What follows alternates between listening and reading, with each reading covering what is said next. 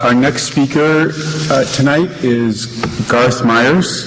He is the Paul Rather Distinguished Professor of Urban International Studies at Trinity College in Hartford, Connecticut.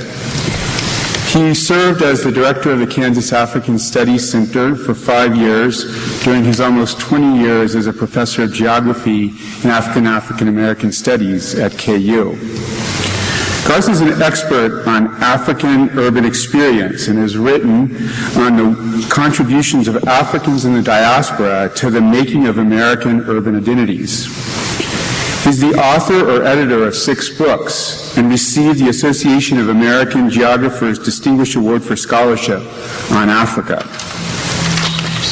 There has been scant attention to African immigration in the Midwest, and in fact, Garth was the first scholar to examine African immigrant experience in Kansas in his article, Tanzanians in the Land of Oz, which focuses on African immigrants in Wichita, Kansas.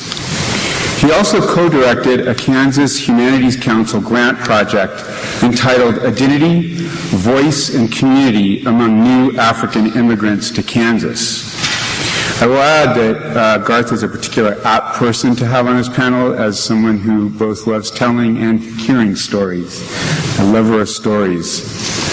Today he will be providing us with context to consider when addressing the topic of recent African immigration. Please join me in welcoming Garth.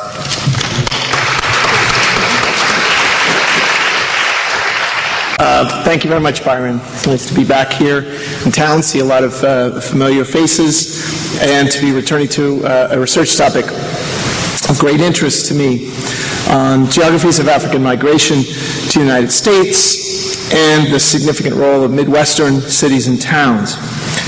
What I want to do tonight is to first give an overview on the contemporary era of voluntary migration from Africa to the U.S., the geography of this migration stream, and then delineate some of the diversity and complexity. And those of you who know me will know that whenever I give a talk about Africa, in quotes, I'm ever mindful of reminding myself and everyone that Africa is huge, diverse, and complex. We're talking about a continent that's the second largest one on Earth, more than 50 independent countries, more than 2,000 distinct languages, and therefore many dissimilarities across the continent. So after talking through some of the broad general characteristics, I also want to hint at some key themes that we can discuss in relation to the variety of these migration stories, and then to give you some examples of those stories. As this slide suggests, the first point is that voluntary migration from African countries has grown steadily in volume and significance since at least the 1970s. There are many push and pull factors behind this, and in each country of origin, there are different causative factors. For example, the largest communities in the U.S. who began coming to the U.S. earlier and in larger numbers are Nigerians, Egyptians, and Ethiopians. These are the largest source countries by a long shot, still, for Africans in America in contemporary times. A great many came and continue to arrive for educational opportunities, but at various times, different sorts of political economic crises in these countries have spurred spikes in migration. Be that as it may, we also see that Africans are now more than 5% of the foreign-born population in the United States. In other words, more than 5% of the people born in other countries who live in the United States were born in African countries. And there are many more Africans in America who are the children and even grandchildren of the earlier migrants of this new wave. Think, for example, if you're obsessed with sports, as I am, of how many first and second and even third generation Nigerian Americans in particular regularly appear on the rosters of university and professional sports teams in many different sports. There are many migration stories, therefore, that are very much American stories now. When we look at the geography of settlement in the U.S., the first and most obvious thing that we see is that the largest African populations are in the largest cities, and typically the cities of the most common arrival of people flying in from Africa.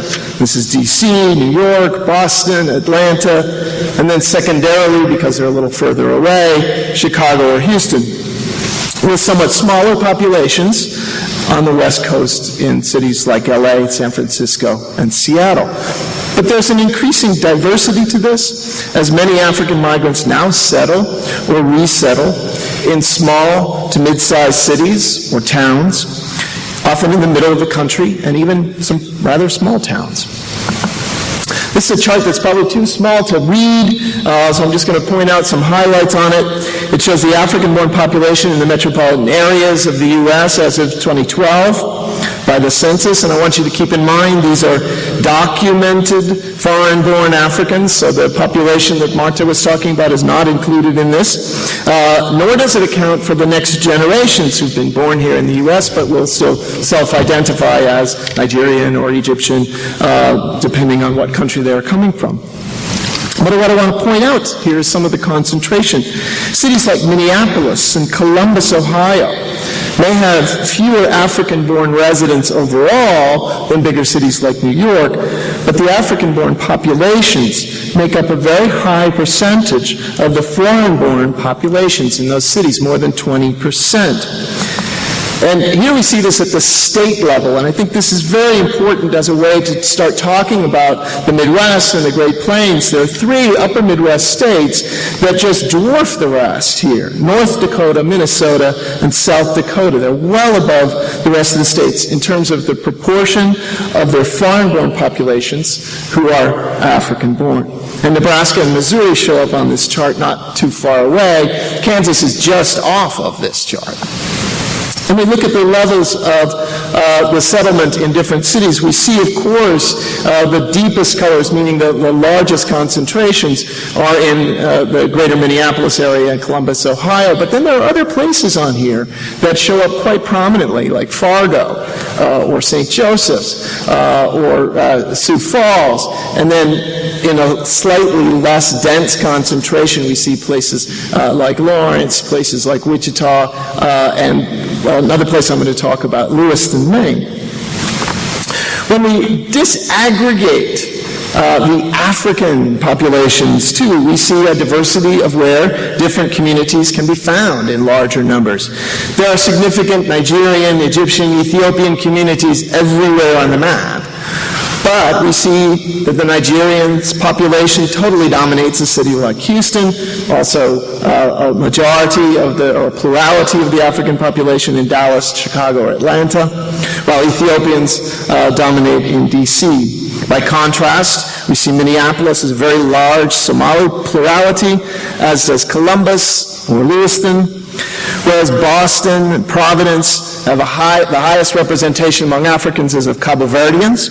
In Philadelphia, it's Liberians. In New York or Hartford, where I live now, it's Ghanaians who are the largest concentration. So this diversity and complexity takes on new manifestations within the United States.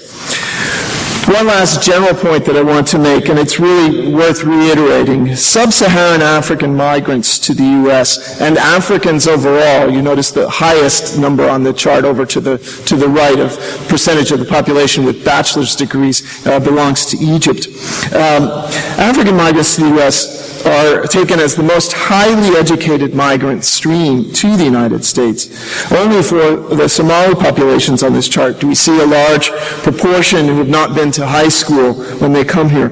More than 40% of Africans who migrate to the United States have a bachelor's degree or higher when they arrive, and for some countries that number is more than half.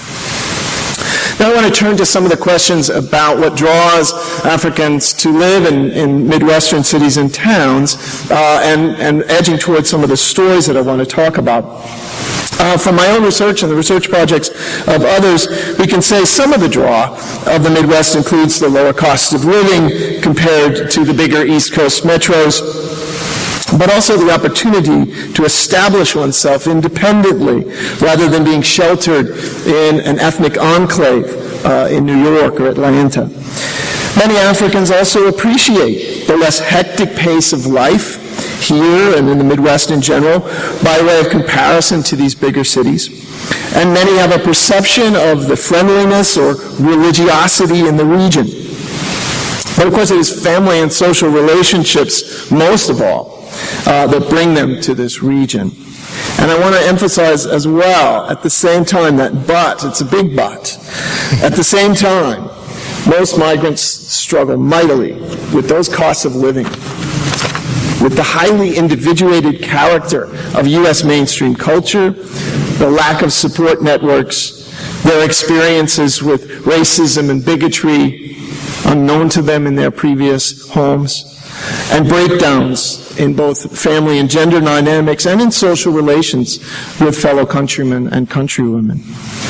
So I want to give you a few stories along these lines. The first of these comes from near to where I went to college, which is Bowdoin College in Brunswick, Maine. A rival up the Androscoggin Rivers, Bates College in Lewiston. Lewiston is a town that is now more than 10% Somali. I want to tell a little story about Ismail Ahmed, who began the Support Training Technical Assistance and Resources Agency, so that's a STAR agency, in the derelict factory space of Central Maine Power in Lewiston in 2007. His agency's goal is to help refugees become self-sufficient. He's a key advocate for the Somali community in Maine, but also a point person for conflict resolution. Like many Somalis in the U.S., he fled the country in the dire early days of the Civil War and famine in February 1992 and spent 7 years as a refugee in Kenya. Unlike later refugees, Ismail was fortunate enough to skirt the Kenyan authorities' hostility towards Somalis and to avoid resettlement in the massive refugee camps in Dadaab. Upon arrival in Atlanta, he worked 3 jobs at Pep Boys, Walmart, and a computer assembly firm to make ends meet. After struggling to understand the racial dynamics of the American South and lacking a college degree, Ismail surfed the web and found an opportunity at the library at Lewiston-Auburn College, graduating and then earning a master's there. In Lewiston, he says, "I've seen American life closely now. I had my first Thanksgiving with a white family. I see big, extended families. There are closer families here than in Atlanta." This is a similar story to what I've heard in Kansas and Missouri. Yet at the same time, Ismail faces anti-Muslim, anti-Somali, anti-black attitudes in Maine as much or more than in Atlanta. With 3,700 Somalis in a town of 37,000, Lewiston has been forever altered by migrants like Ismail, and I would argue much for the better. Shimantini Shom, in her 2011 PhD from KU, found that a great many of Kansas City's Somalis had arrived in the U.S. after years, even a decade or more, in Dadaab. Dadaab is actually comprised of numerous camps.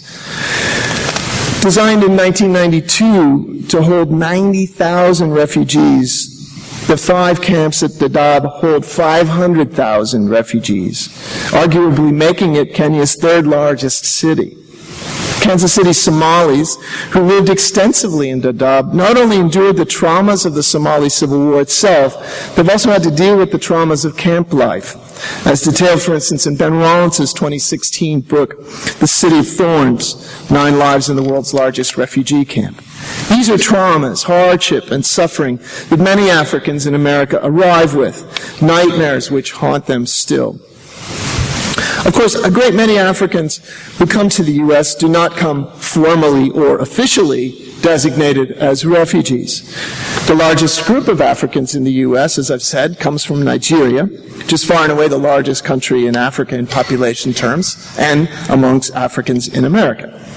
Given the long histories now for migration streams, a larger proportion of second-generation Africans in America are likewise Nigerian American. Nigerians in America and Nigerian Americans are highly educated, diversely distributed across the U.S., and engaged in a wide variety of professions.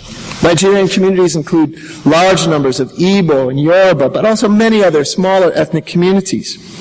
Yet even with a much stronger and deeper anchor in America now, with generally higher levels of education and income, The transnational experiences of many Nigerians can only be classified as ambivalent.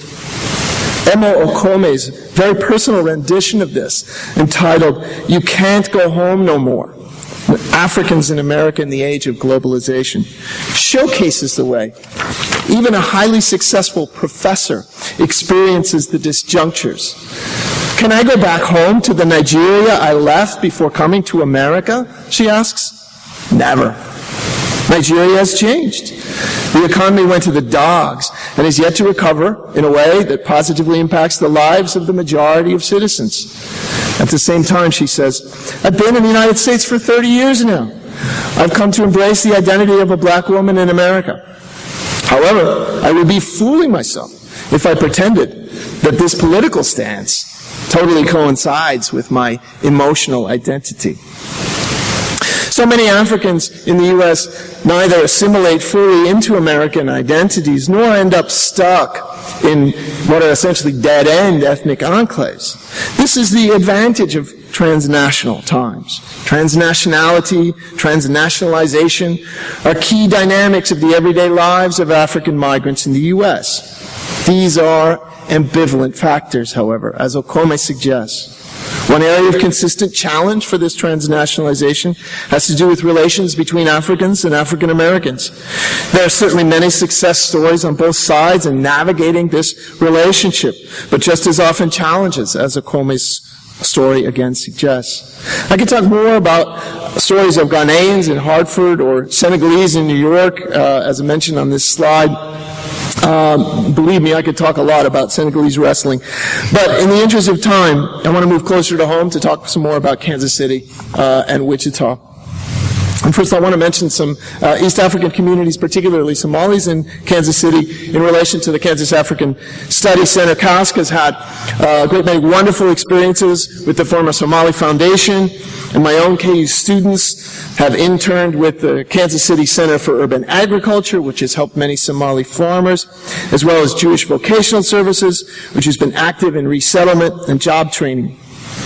From these terrific experiences, I learned how hardships and the Dadaab camp figured very strongly in many people's experiences before coming here, only to have difficulties and hardships replicated in inner city Kansas City. But I've also seen how Somalis have successfully established themselves in the greater Kansas City area, in a variety of jobs, in their own businesses and community groups. Farah Abdi, for example, served as one of our principal inspirations throughout the period of our relations with the Somali community here. From 1999 to 2013, the Somali Foundation truly delivered on its mission, and I quote, to assist East African refugees and other immigrants to adjust socially to the United States and to live in economic security and good health by providing services, healthy living, education, and advocacy while honoring their cultures. But the Somali Foundation struggled with both financial and physical structural issues. This provides me with a major lesson for how vital it is for host communities to provide both financial and technical support to the fledgling organizations of Africans in the U.S., many of which face a similar uphill climb to that of the Somali Foundation. A second local example concerns Tanzanians in Wichita. As Byron mentioned, in 2004 to 2006, I conducted research with two Tanzanian colleagues that were then at KU as well, Mohamed Dosi and Leonce Rushubirwa, with the Tanzanian Association of Wichita. I want to discuss our findings briefly. Wichita, which was founded in 2001, sought to build community and assist the more than 300 Tanzanians residing in the area. Neither the organization nor the Tanzanian community can report smooth success. One of our themes in our published findings we termed educational dreams, bedpan realities. The majority of Tanzanians with whom we spoke came to the U.S. seeking higher education. Many found at least some of this at schools like Eldorado's Butler County Community College.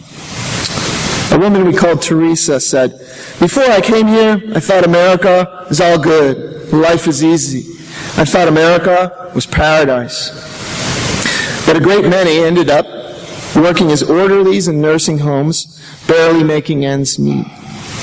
A man we called Samuel told us, After arriving, I've discovered there is money in America, but only after scraping for it. You have to work to eat.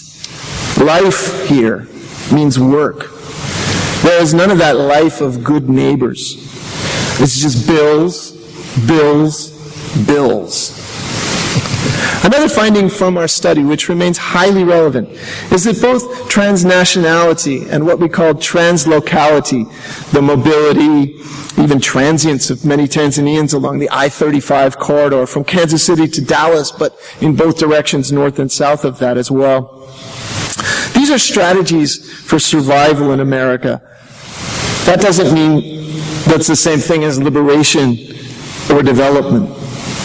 There is certainly a broad-minded cosmopolitanism, but there's also dislocation, loneliness, despair, and even occasional violence, such as the 2005 murder of an undocumented Tanzanian migrant in Dallas.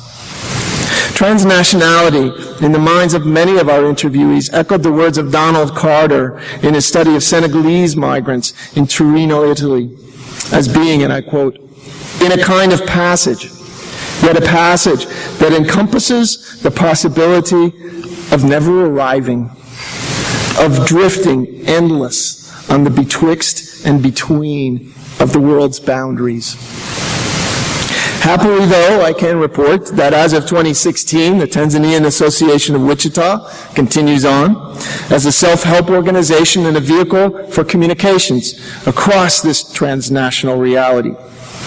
They are constituent members of DICOTA, the Diaspora Council of Tanzanians in America. Just this last weekend in Dallas, Texas, DICOTA held its annual conference. And this was the title of the conference: Leveraging the Tanzanian Diaspora Capacity, Linking Growth, Opportunity, and Prosperity. It's hard to read about a conference like that with those themes and not think that there were African migration stories being told in Dallas last week that are richly in tune with America. Indeed, that are reshaping American identity to include communities like Wichita, substantively from the get-go, as part of the fabric of our country. We have a long way to go in the U.S. in simply learning from the stories of Africans in America, let alone in really rethinking sociocultural relations and histories to allow for that inclusivity. But my desire is always to seek hope, and I see it in the story of DICOTA striving to move forward towards growth, opportunity, and prosperity.